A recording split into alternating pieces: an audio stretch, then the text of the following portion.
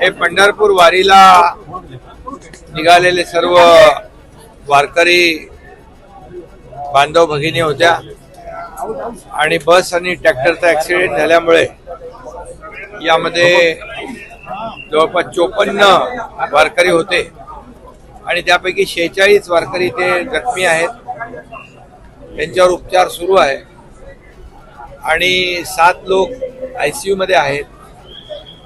3 जणांचा वारकऱ्यांचा मृत्यू झालेला आहे. मी सर्व पेशंटला स्वतः पाहिलं. डॉक्टरने मला सर्व एक्सप्लेन केलं काय त्यांची कंडिशन आहे आणि सर्व उपचार जे आहेत हे त्यांच्यावर सुरू आहेत. जे गंभीर रुग्ण आहेत त्यांना सर्व प्रकारचे उपचार देण्याच्या सूचना मी दिलेल्या आहेत. अगदी यांना शिफ्ट करण्याची आवश्यकता असेल तरी त्याही सूचना दिल्या आहेत, परंतु इथं या हॉस्पिटलमध्ये सर्व प्रकारचे उपचार सुरू आहेत. सर्व प्रकारचे उपचार इथे मिळत आहेत. त्यामुळे या रुग्णालयामध्ये सर्व डॉक्टरची टीम या सर्व रुग्णांच्यावर उपचार करते आणि अतिशय चांगल्या प्रकारचे उपचार सुरू आहेत. त्यामुळे जे जखमी आहेत त्यांची लवकरच ते बरे होतील, त्यांना डिस्चार्ज देखील मिळेल.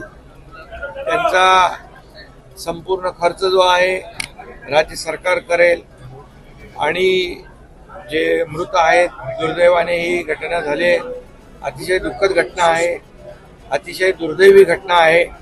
पंढरपूरला अनेक लोक 10-10, 15-15, 20-20 वेळा हे वारी एकत्र करणारे लोक आहेत वारकरी, आणि असा वारकऱ्यांचा झालेला अपघात दुर्दैवी दुःखद आहे.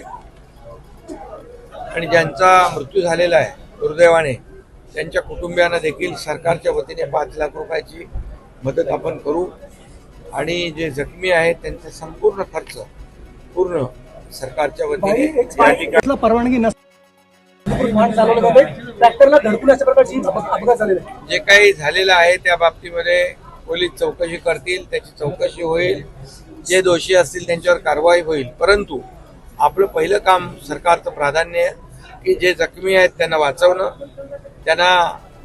त्यांचा जीव वाचवणं, त्यांच्यावर सर्व प्रकारचे उपचार जे आवश्यक आहेत ते करणं, याला आम्ही प्राधान्य देतोय, प्राथमिकता देतोय.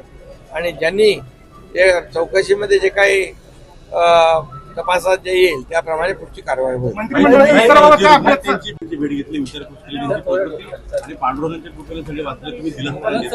हा, बिलकुल. मला ते सांगत होते की आम्ही पांडुरंगाचं दर्शन घ्यायला चाललो होतो आणि त्याच्या कृपेने आम्ही वाचलो, आम्ही सुरक्षित आहोत, अशा प्रकारची भावना देखील त्यांनी व्यक्त केली. आणि हे सर्व वारकरी आहेत, पांडुरंगाचं नामस्मरण करायला निघाले होते.